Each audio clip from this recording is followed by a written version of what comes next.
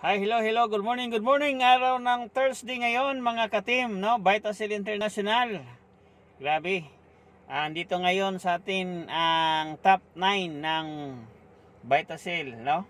Ito po si Coach Richard Ay, Cañabano. grabe. So, anong masasabi mo? Top 9 sa ating Vitasil products at saka Vitasil business opportunity.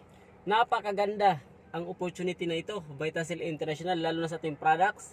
Ang daming gumaling, yung mga may sakit, napalakad namin, yung nagbidready na. So, ang masasabi ko sa Vitasil International, yung hindi pa nakagamit, tayo po ay gumamit ng Vitasil products dahil ito po ay super stable at epektibo po sa lahat ng may sakit. So, lalo na po sa mga wala pong negosyo, ito pwede na po itong gamitin upang magkaroon ng sapat na negosyo o kitaan. Kanina lang umaga, hindi pa ako nakagising, kumita na ako ng pera. Ay, grabe. So, dito sa Vitasil International.